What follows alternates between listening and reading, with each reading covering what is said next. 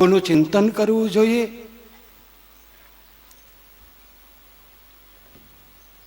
અને કઈ વસ્તુનો ત્યાગ કરવો જોઈએ? આ પ્રશ્ન કર્યા. ખૂબ પ્રશ્નની પ્રશંસા કરી સુખદેવજી મહારાજે પરીક્ષિત રાજાના. સુખાવસાને ઇદમેવ સારમ, દુઃખાવસાને ઇદમેવ જ્ઞેયમ, દેહાવસાને ઇદમેવ જાપ્યમ, ગોવિંદ દામોદર માધવેતિ. રાજા સુખમાં પણ કાયમ ને સુખાવસાને ઇદમેવ સારમ. દામોદર સ્તોત્રમાં બોલીએ છીએ આપણે. સુખમાં અમે જીવતા હોય ત્યારે પણ એ ભગવાન જ આપણો સાર છે. સુખાવસાને ઇદમેવ સારમ, દુઃખાવસાને ઇદમેવ જ્ઞેયમ. અરે દુઃખમાં હોઈએ તો પણ એ જાણવા જેવો એ છે, એ જ જ્ઞેયમ. દેહાવસાને ઇદમેવ જાપ્યમ.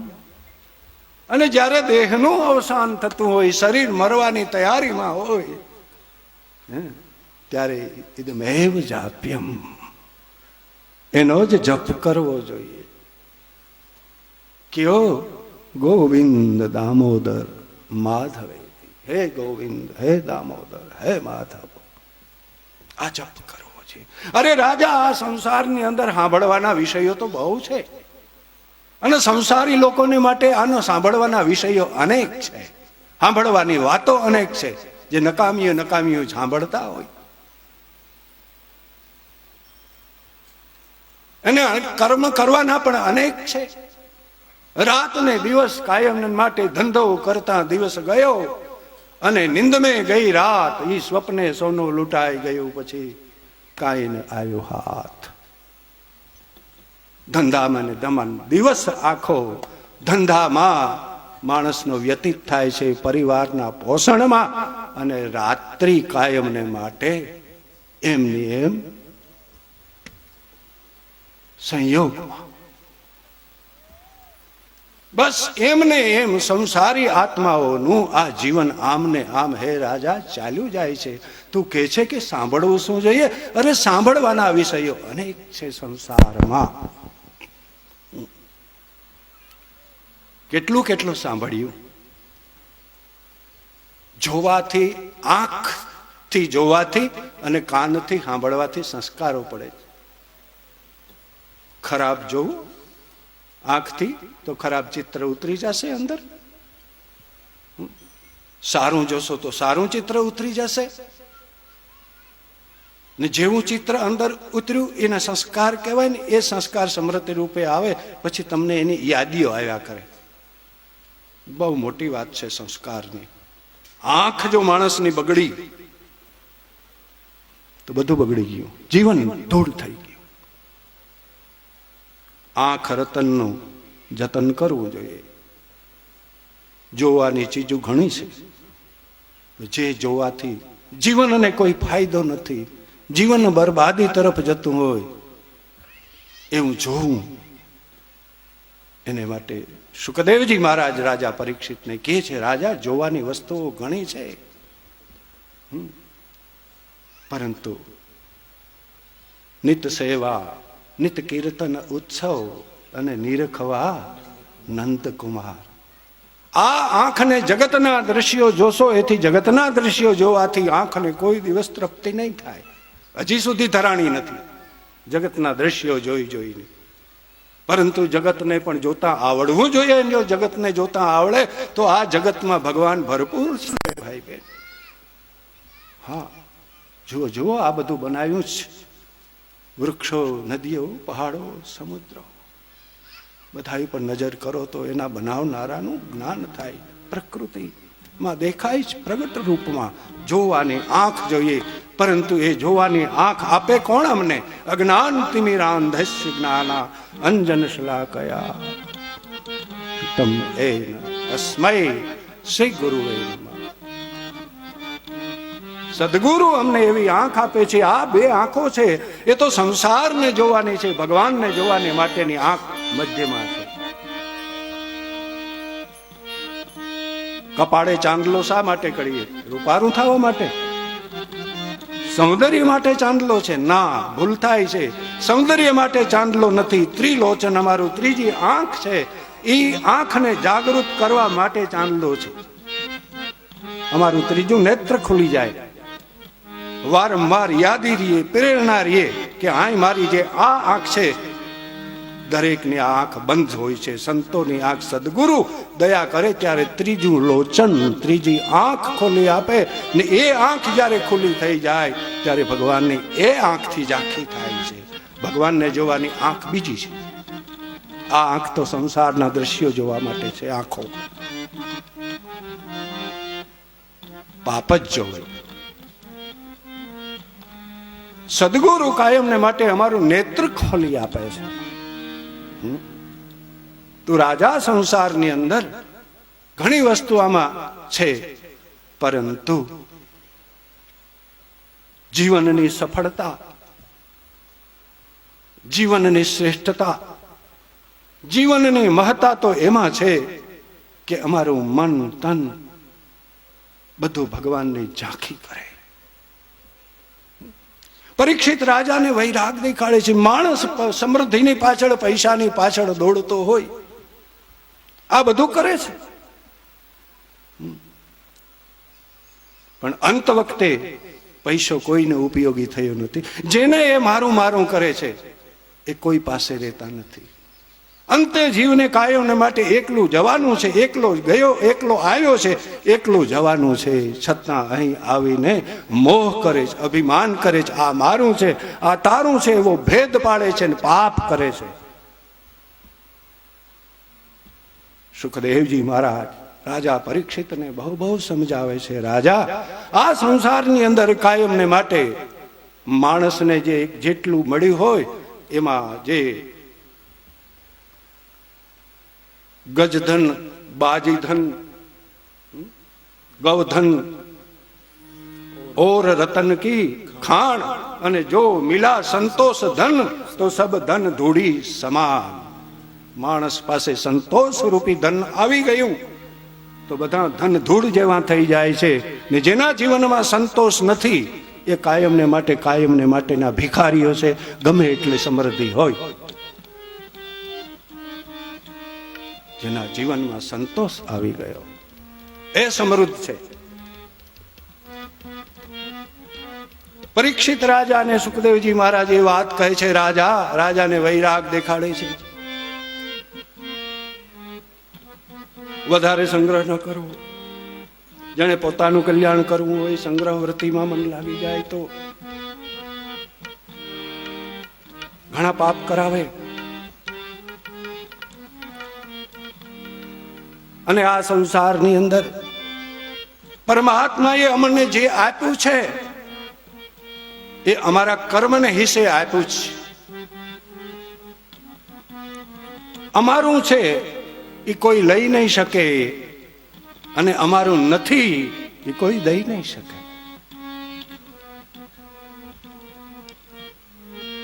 તો રાજા હાથથી ઓસીકું થતું હોય તો તકિયાની શું જરૂર છે?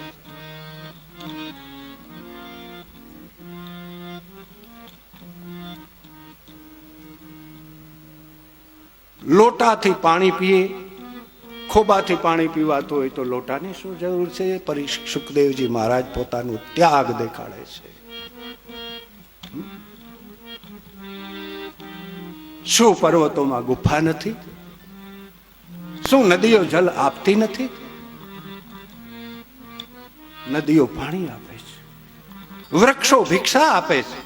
આ બદલું કર્યા છતાં પણ અરે જેને વિશ્વાસ નથી, જેને જન્મ આપ્યો છે, અમને જેને જન્મ આપ્યો છે એને જીવવા માટેનું પણ આપે છે. અને એને માટે અમારા નરસિંહ કીએ ભગવાન ઉપર અમને વિશ્વાસ નથી. અખંડ રોજી હરિના હાથમાં વાલો મારો જુએ છે વિચારી.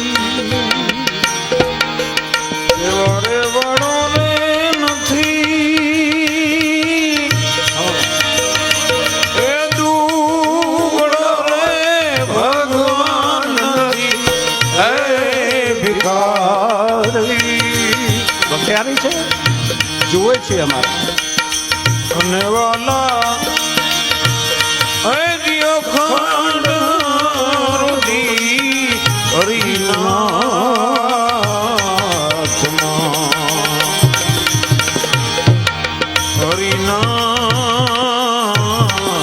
હરિનાથમાં અને વાલા નવા નવ મહિના ઉદર વાલે માર જલથી જીવા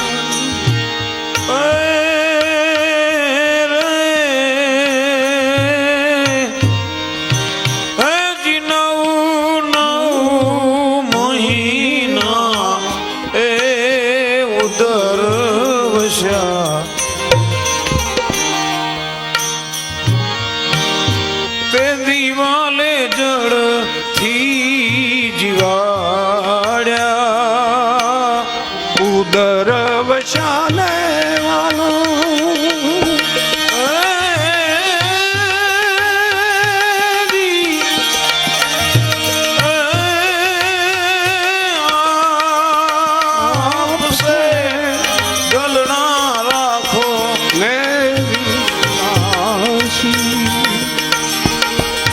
દરવશાને હરી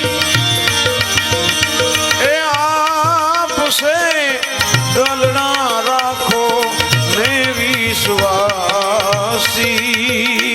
એવી વ્યવસ્થા માના ઉદરમાં ભગવાને કરી બાળકની નાભી માની નાભીથી ના એક જોડ્યું માતા ખાનપાન જે કરે એનો ખંડ રોજી હરિના હાથમાં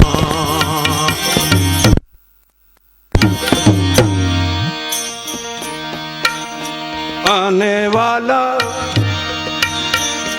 જલ ને સ્થળ તો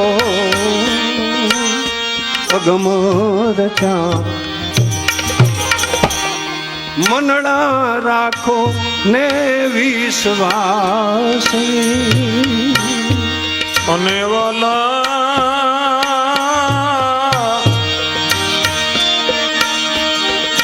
હજી જલ ને સ્થળ એ અગમ છે આપણી કાયા છે વિનાશી. સૌને વાલો મારો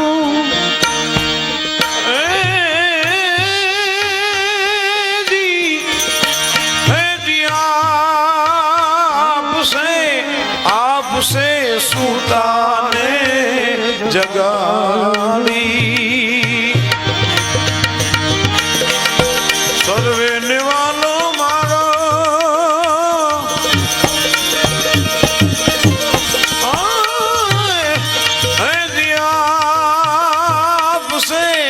આપસે સુતાને જગાડી વાલાય ખંડ રોજી હરિના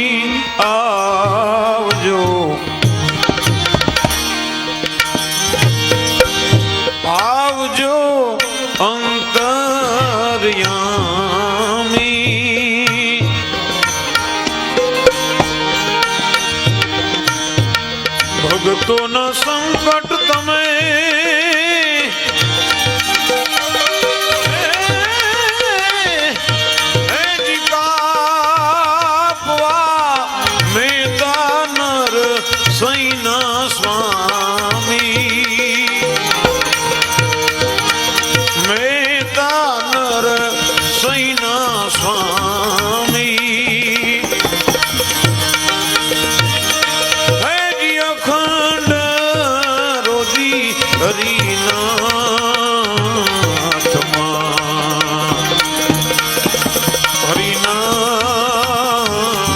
હરિનાથમાં હરિનાથમાં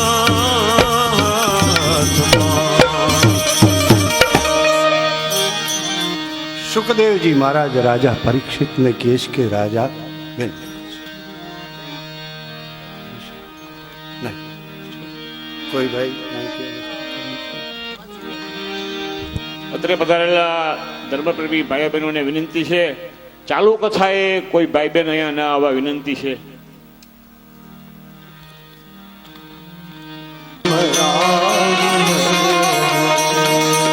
કૃષ્ણ કૃષ્ણ હરે હરે રામ રામ હરે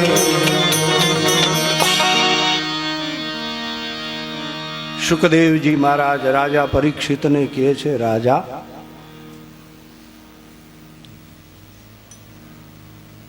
માણસનો દિવસ ધંધામાં જાય છે, રાત્રિ નિંદ્રામાં જાય છે, પરંતુ ભગવાનના ભક્તએ પરમાત્માની અંદર વિશ્વાસ રાખવો જોઈએ. જેણે જન્મ આપ્યો છે એને જીવવા માટેની સુવિધા પહેલે કરી. અને ખબર હતા માતાના ઉદરની અંદર બાળક તૈયાર થતું હોય, કોણ પોષણ કરે છે ત્યાં,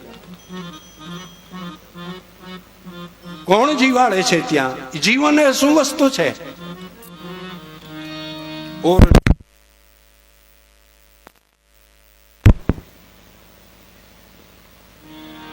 વિચડાઈને રેલું હોય,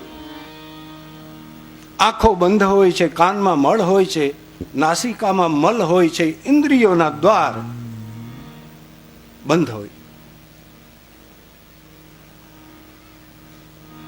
શ્વાસોશ્વાસની ક્રિયા બંધ થાય તો માણસ જીવે? કોઈ જીવે? ગર્ભમાં જીવે છે. શું છે એ જીવન? ક્યાંથી આવ્યું એ જીવન? ત્યાં એક પાણીનું બિંદુ, ઉદરમાં એક પાણીનું બિંદુ ગયું અને એ પાણીના બિંદુમાંથી જે એક રચના બની છે, એક રૂપ તૈયાર થયું છે, બિલકુલ માતા પિતાની પ્રતિકૃતિ, ચહેરો પાણીના બિંદુમાંથી. નહીં ચમત્કાર, એ ચમત્કાર નથી.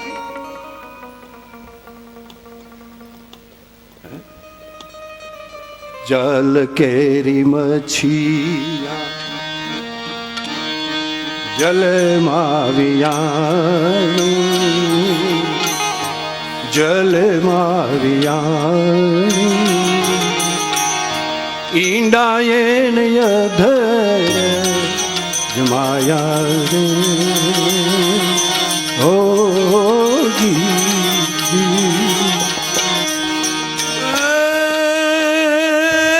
જલ કેરી મછિયા જલ મેં વિયાણી,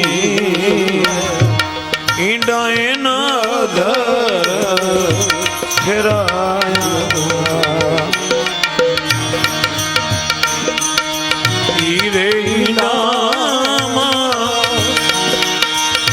છિદર નો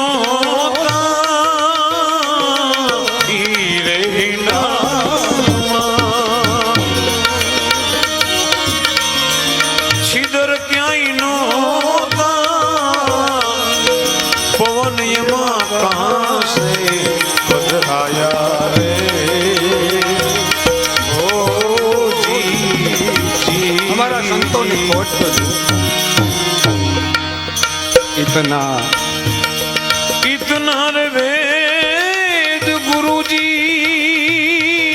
आओ बता दो गुरुजी,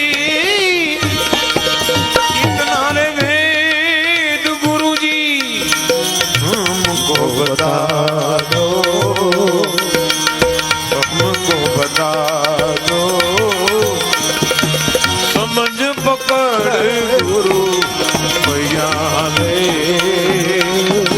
ओ जी जी ओ जी जी. અમારા કવિ જલ કેરી મછિયા જલમાં વિયાણી ઈંડા ધર જમાયા, ઈ ઈંડામાં છિદ્ર નહોતા તો પવન કહાં સે આયા, જીવન કહાં સે આયો. ઈંડામાં છિદ્ર નહોતું, છીંડું નહોતું. પક્ષીનું કે કોઈ પણ ઈંડું હોય એમાં છિદ્ર હોતું નથી. તમે ઓક્સિજન કયો, હવા કયો, પ્રાણવાયુ કયો, આ ક્યાંથી જીવન આવ્યું? બહારથી આવ્યું, અંદર હતું. અમારા મહાપુરુષોએ સંતોએ બહુ આ સમસ્યાઓના ઉકેલ લીધા તત્વ વિશે. ના મેરે ભાઈ બહેન, પરમાત્મ તત્વ ચૈતન્ય તત્વ કાયમને માટે વ્યાપક છે, અંદર છે, બહાર છે. અણુ રણિયો મહત્વ મહયાન, અણુથી પણ અણુ છે, મોટાથી પણ મોટું છે.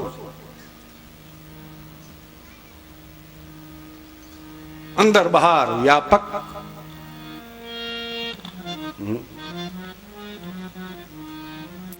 એ તત્વ છે.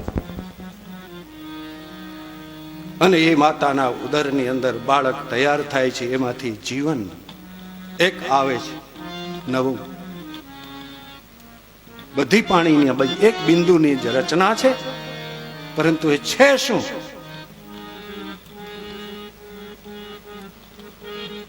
આની વધારે વધારે વાતો કરીશ તો મારી નજર ઘડીમાં આગળ વહી જઈશ. આગળ સુખદેવજી મહારાજ રાજા પરીક્ષિતને કહે છે, રાજા, હવે પરીક્ષિત રાજાને પરમાત્માનું એક વિરાટ જે સ્વરૂપ છે, પરમાત્માનું એક વિરાટ સ્વરૂપ જે તમારી આંખે આ બધું દેખાય છે, જે કાંઈ એની ધારણા આપે છે. તમારી આંખ સામું જેટલું આ બધું ઊંચે નીચે આસપાસ